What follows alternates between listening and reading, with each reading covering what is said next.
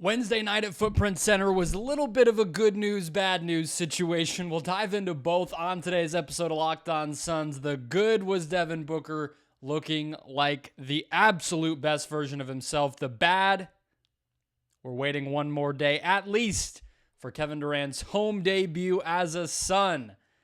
Let's go.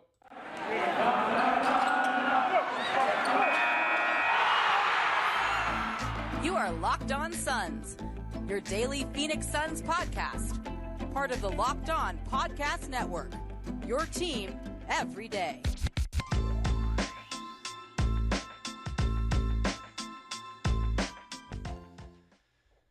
We are back.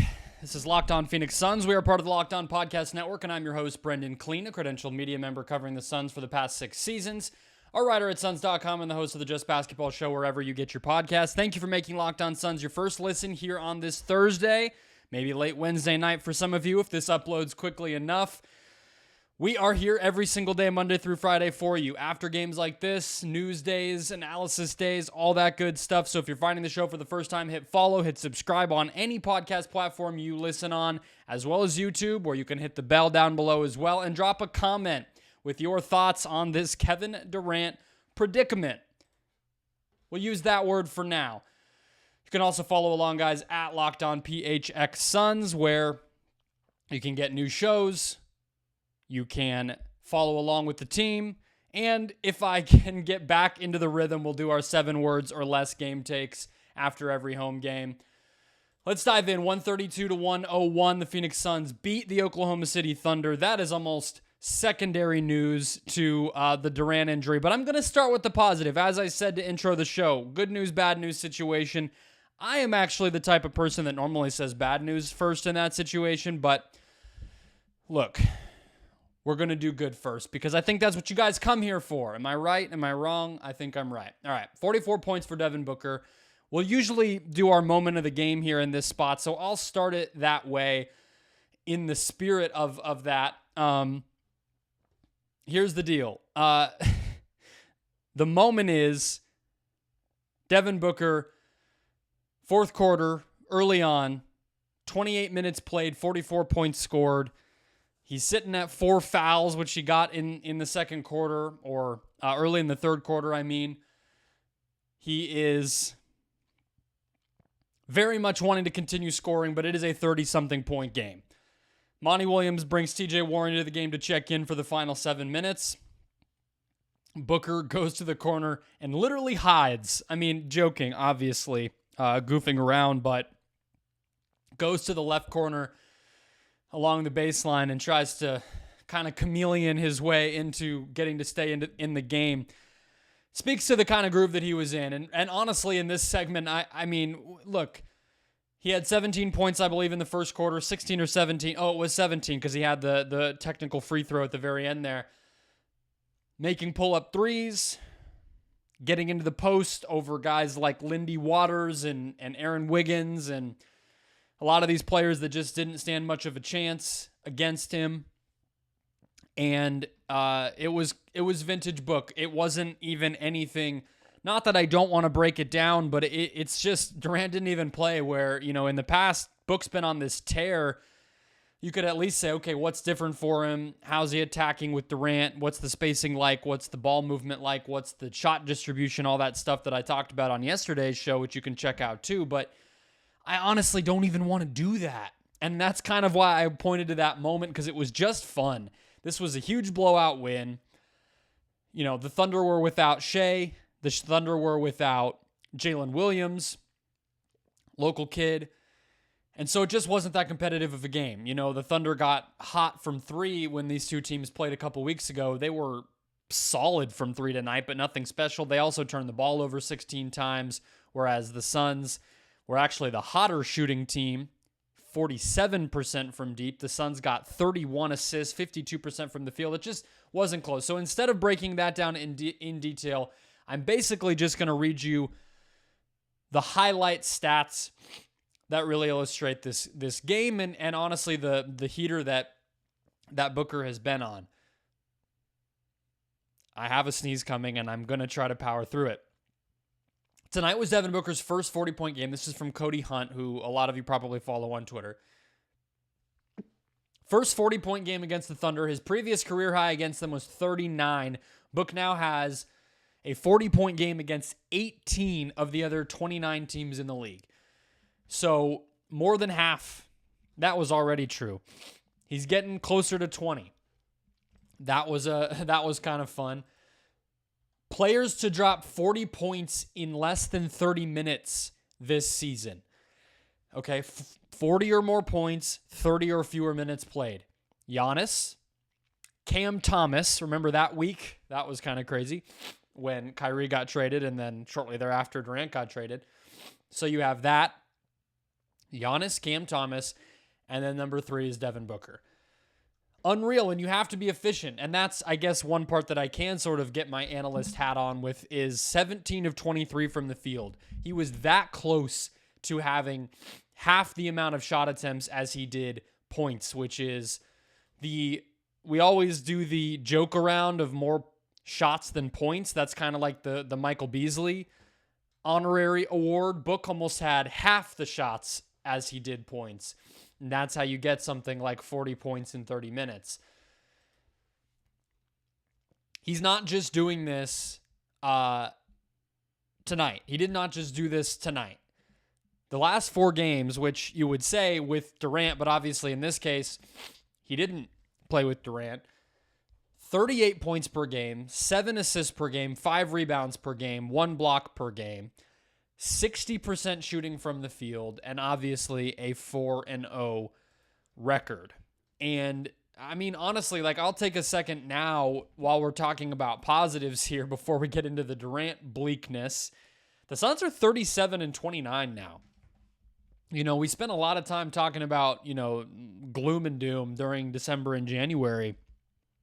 This team, 4 games above 500 now and a 56% winning percentage. They're only 2 games back from Memphis. They're closer to getting the 2 or 3 seed than they are dropping to 5 or 6. That's just a testament to this guy and this team. Even prior to the trade deadline, even prior to Durant's debut, they have been stacking up wins basically since really February started, honestly. Last but not least here, when it comes to Booker, the coolest stat to me, the biggest, most meaningful one, Booker tonight became the first player in Suns franchise history to record 4 straight 35-plus point games. There's a lot of Suns records that he's going to have. I think he's just going to, he's going to pretty much have all of them. I think threes made, he got to the top of last week. Points is going to, eventually get there for him.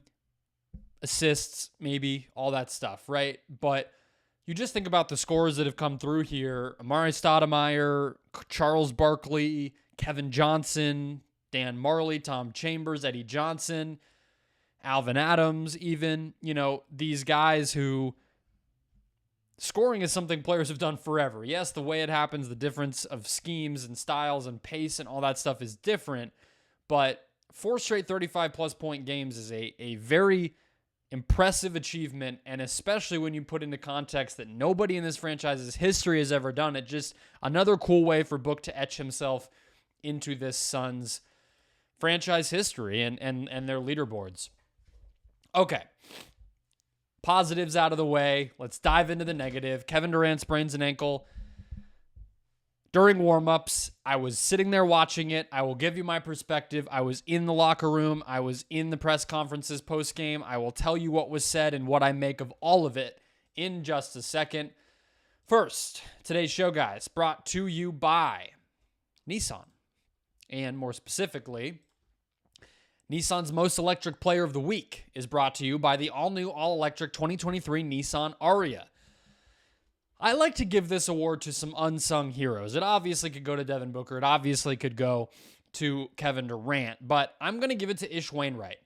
All right? The brilliantly fierce and fiercely elegant are the ways that we think of the 2023 Nissan Ariya. And Wainwright has had two very different games. Against the Dallas Mavericks, he made all of his threes and punished them for not guarding him. Against Oklahoma City tonight, he didn't make a single three, but he had 8 rebounds, 1 steal, and 1 block, and was a bench best plus 16. He affects the game in a bunch of different ways. He's fierce, elegant, powerful, all the things that the Nissan Ariya is. The 2023 Nissan Ariya packs pin you to your seat power and premium intelligence all in one EV. The all-new, all-electric 2023 Nissan Ariya is the EV for people who love to drive. Shop now at nissanusa.com. Okay, so Kevin Durant. Left ankle soreness was what the official prognosis was. He is out, obviously, for this game. We'll see. The Suns don't play again until Saturday. Home against the Kings. I'll tell you what I saw first, then I'll tell you what I heard. So I was sitting there courtside talking to somebody from the Suns, and we both saw him go down, right? Kind of stayed on the court, sitting on his butt for a second. Looked shocked more than anything. I definitely did not see extreme pain on his face. There was no grabbing of the ankle. There was no struggling to get up. There was none of that. Nothing that would have indicated anything was amiss outside of athlete fell. Not good, right? And we all sort of, everybody around the court in that moment, which there were a lot of people because fans packed that lower bowl for pre-games. At one point, the first couple shots he took before the fall, fans were oohing, like kind of cheering and almost like sighing exasperatedly when he would miss.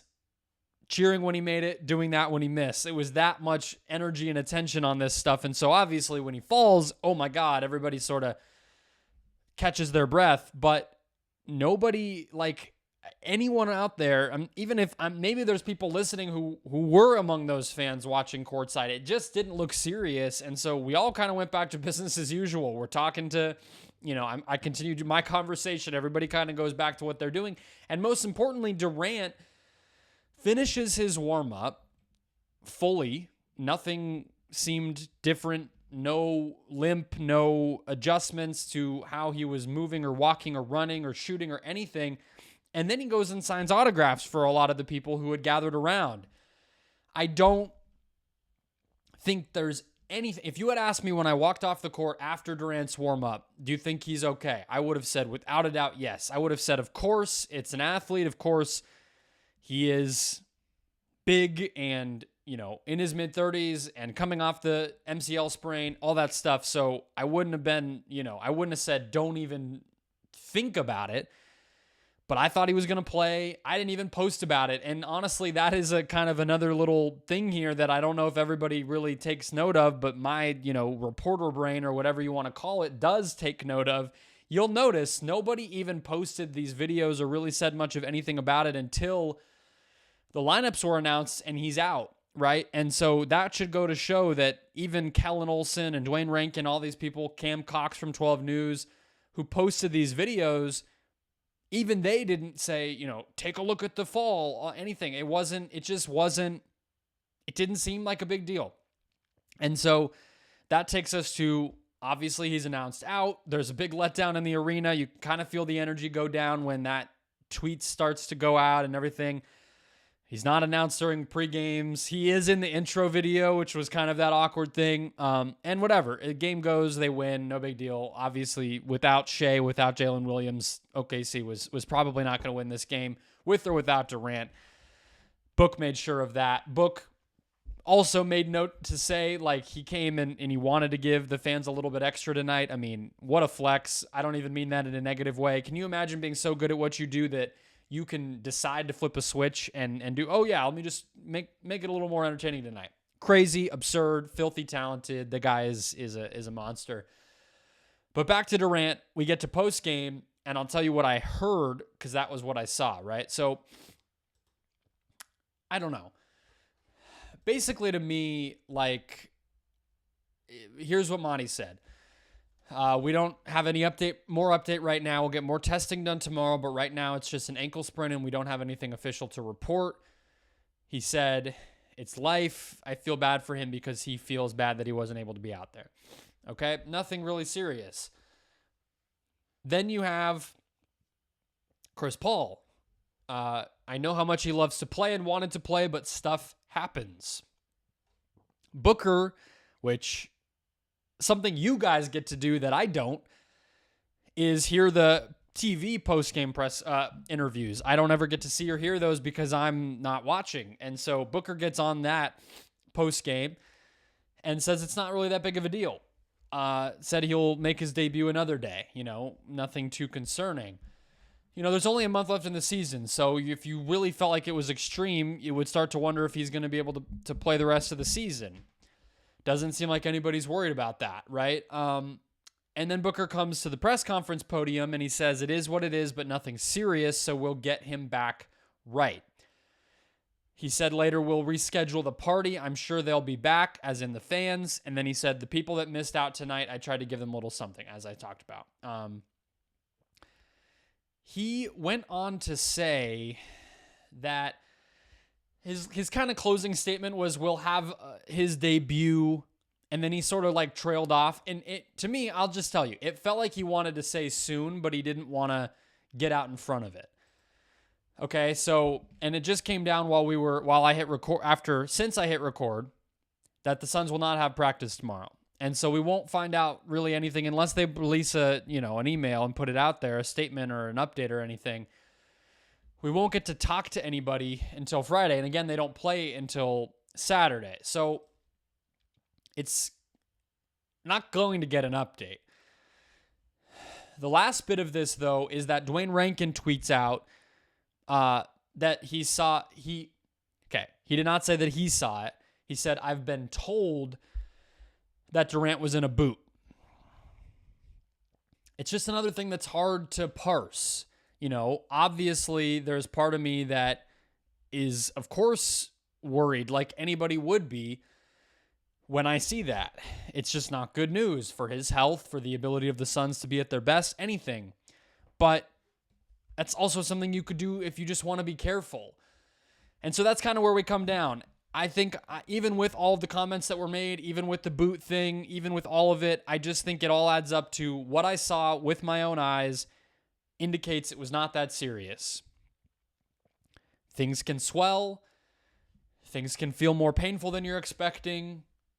But I think 3 days off, basically, the rest of this evening into tonight, tomorrow, and Friday, I would imagine, he probably won't practice Friday, even if he is good to go, just to give him more time. And then you're talking about another 24 hours beyond that until he really has to play. So that's 24, 48, 72 full hours. You would assume he might be able to go Saturday based on how little it seemed to affect him in those pregame warmups. Obviously, we don't know what will happen between now and then or even what's already happened since we last saw him on the court doing the pregame warmups, and we don't know how carefully the Suns will want to handle this. But I hope that makes you guys feel better. If you really just ask me, does he at least play? So next week the Suns have at Golden State, home against the Bucks on Tuesday. If you told me, does he at least play that Tuesday game, I would probably say yes. But look, I'm not a doctor. I'm not an expert. I don't know. We'll just have to see. He very clearly did turn the ankle on the court. If you zoom in on the picture, or if you zoom in on the video and there's pictures going around, I tweeted one too, that shows you it's a legitimate thing. That was not a wet floor. A basketball court gets wet because people sweat on it. This was like, the middle of pregame warmups. Nobody had been out there enough to sweat on it. There's no hockey rink underneath of it, anymore. This is not, I don't think that's what the problem was. You can very clearly see that he tweaked his ankle. That's what the problem is. That's real, but he also did stuff after that at a high level of physical exertion, and then you have Devin Booker saying it'll be fine. So I'm just going to lean in that direction until we know more. That's pretty much all there is to it. All right, let's talk normal recap segments. We'll basically just get into two things. One, bench mob vibe check, rotation stuff, Terrence Ross had a big night, etc. Then we'll get into an unveiling of the biggest, best, brightest, most exciting news segment on Locked On Suns, which I teased I think last week, Unreasonable Speculation. So get excited, get hyped, get ready for that. We'll get into that all in a second. First, today's show, guys, brought to you by Built Bar. If you're looking for a delicious treat without a ton of fat and calories, you've got to try a Built Bar. With Built, healthy is actually tasty, and they're so delicious you won't even realize just how good they are for you. What makes them so good? Well, they're covered in 100% real chocolate for starters. That's it. Every single bar, 100% chocolate wrapped around. Sometimes dark chocolate, sometimes white chocolate, but you're always getting that. Then they come in delicious flavors: churro, peanut butter brownie, coconut almond, tons more. That is by far not it. And even after all these years, the most surprising thing to all of us at the Locked On Podcast Network who have tried almost every flavor that they have is that they maintain amazing macros, even while making these things healthy. And now you don't need to wait around to get a box. You can get a 15 to 20 gram of protein packed bar with these delicious flavors and the delectable chocolate at your local Walmart or Sam's Club. So not just Built.com where you're waiting for delivery anymore. You can go to the store and get it for yourself. 4-bar boxes in the pharmacy section of a Walmart, 13-bar jumbo boxes in the snack section of a Sam's Club. If you live in the Valley, there's no shortage of either one of those stores. If you live anywhere, odds are there's going to be a Walmart near you, if not a Sam's Club as well. So check them out. 4-bar box, 13-bar box, or a customized pack at Built.com. Try it today. Okay, closing out the show, let's get into the bench mob vibe check. 23 minutes for Terrence Ross. This was a matchup that suited him. That's kind of my big highlight takeaway from Terrence Ross's big night. The Thunder don't play very many big players. It's gotten kind of under the radar. We think of them as this tiny team. Tonight, they didn't even have Jalen Williams, who's not super tall, but is super big and long. He didn't play. But even besides that, the size on this team is either injured or young. Alexei Pokusevski is hurt. Chet Holmgren, obviously, who they were expecting to be part of this team, gone with injury.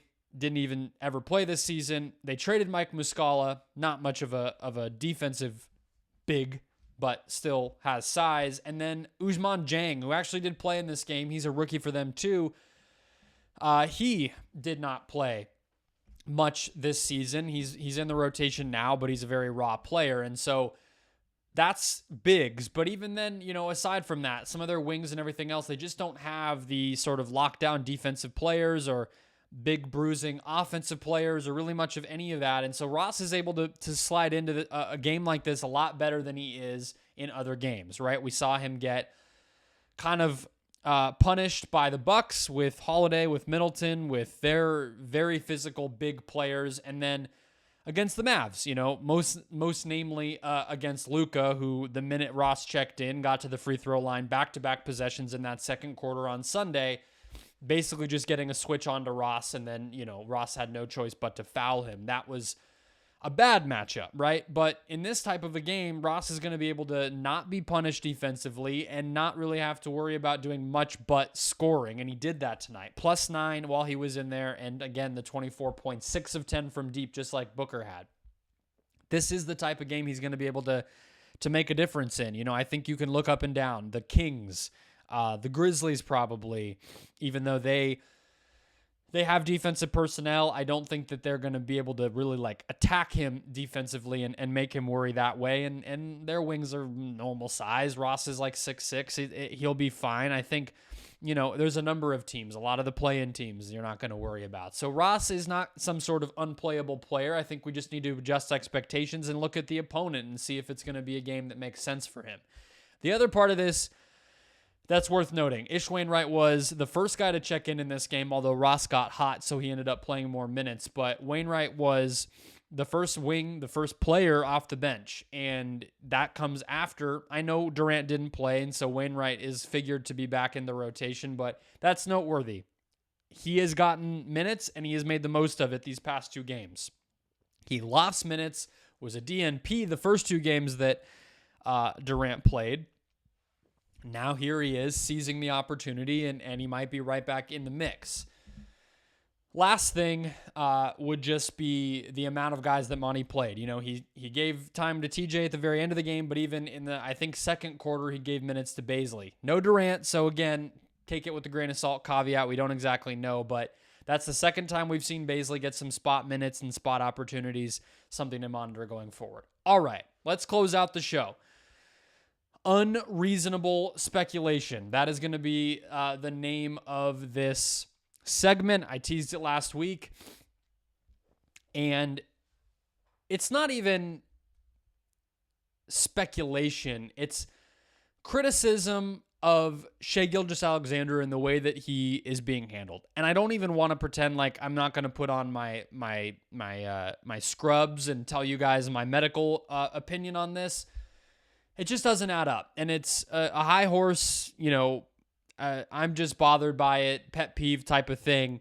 It's not a Suns related thing, but Shai Gilgeous-Alexander comes off the All-Star break with what they call, I think he had an ankle injury or something, abdomen injury. He was listed with two things. The abdomen has been the thing that stayed. In the middle of that, he got sick with a non-COVID thing, so he missed a few games then. But he's played the past 2 games. So he played 3 nights ago against Utah. Then he played last night on Tuesday against the Warriors. He was excellent in both games, 30-plus points. Both, I think, Thunder wins. And then he doesn't play tonight. And I get that it's the second night of a back-to-back, and I get all of it. But he played 35 or so minutes in both of those games. He was very productive, like I just said. The team flow was right there. They were able to be competitive, if not, like I said, I believe, win both games. And yet tonight, all of a sudden, the abdomen injury is so bad that he can't play in a back-to-back. I don't understand it. They are taking the position that he is actually, the ability that he's even having to play in the games that he is playing in is actually the noteworthy part, not the taking him out for the others.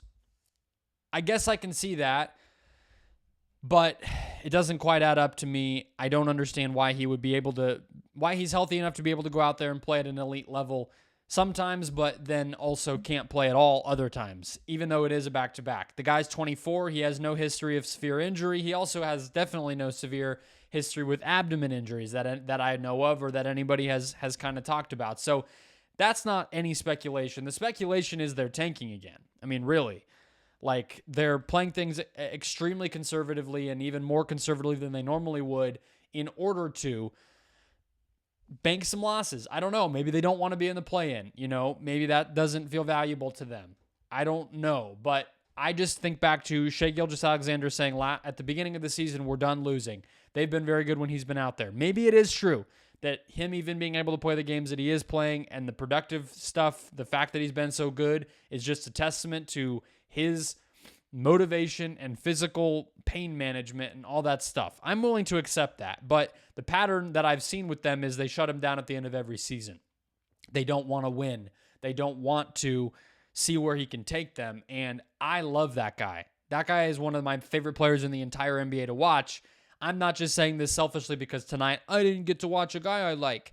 This has been happening with them at the end of every season for multiple years. This is his best year ever, and I just hope that if he is healthy enough to be playing these games, he's playing in as many as he possibly can. That's best for him, that's best for the team, and that's best for the entertainment product that it is. All right, there's your unreasonable speculation to close out the show. Everybody have a great Thursday. That'll wrap us up. Thank you for making Locked On Suns your first listen here. Late Wednesday night into Thursday morning, whenever you're listening, wherever you're listening or watching. Hit follow or subscribe to get this show in your feed the rest of this week and beyond. And in the meantime, go make Locked On NBA your second listen. Get caught up on everything else going on around the whole league. That show's available on all podcast platforms as well. And I'll hit you guys tomorrow.